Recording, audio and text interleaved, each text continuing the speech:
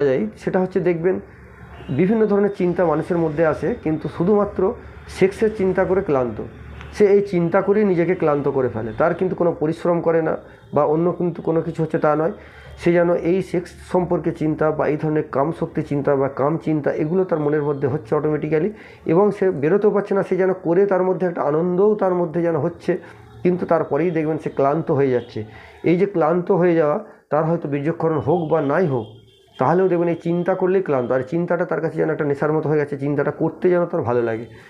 এই ধরনের সমস্যা যদি হয়ে থাকে তাদের ক্ষেত্রে হোমিওপ্যাথিতে বেশ কিছু ভালো মেডিসিন আছে যেগুলো ব্যবহার করলে পুরোপুরি মিটে যায়। কীরকম চিন্তা, ধরুন আপনি কোথাও যাচ্ছেন, সেখানেও দেখবেন আপনার মনের মধ্যে যে আপনি যেটা দেখছেন সেটা নিয়ে চিন্তা, তা কিন্তু নয়। আপনি কিন্তু অন্য কিন্তু সেক্সুয়াল ব্যাপারে বা একটা কাম বিষয় আপনি দেখবেন মনের মধ্যে ভাবতে ভাবতে যাচ্ছেন। আপনি শুচ্ছেন, ঘুম ভাঙলেই দেখবেন আপনার মনের মধ্যে কিন্তু যে রাত্রে মাঝরাতে ঘুমোচ্ছেন, ঘুমোতে ঘুমোতে যা একটু ঘুমটা ভাঙলো বা হালকা হলো, যেন আপনার মনের মধ্যে একটা সেক্সুয়াল চিন্তা এসে যাচ্ছে।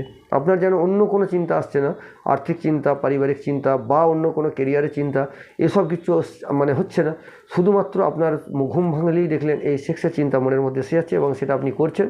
এবং চিন্তাটা করার সময় কিন্তু আপনি যেন মনে হচ্ছে একটু আনন্দ ফিল করছেন, কিন্তু পরবর্তীকালে দেখবেন এই চিন্তাগুলো করতে করতে যেন আপনি একটা মানসিকভাবেও মানে ক্লান্তিতে ভুগছেন বা ডিপ্রেশনের মতো হচ্ছে, এবং তার সঙ্গে সঙ্গে শারীরিক ক্লান্তিও অনুভূত হচ্ছে। এই ধরনের সমস্যা হলে আপনি ভাবছেন যে একটা ভিটামিন খেলে ঠিক হয়ে যাবে বা একটু এনার্জেটিক বা এনার্জি বুস্টার যেগুলো আছে সেগুলো খেলে ঠিক হয়ে যাবে, তা কিন্তু হয় না।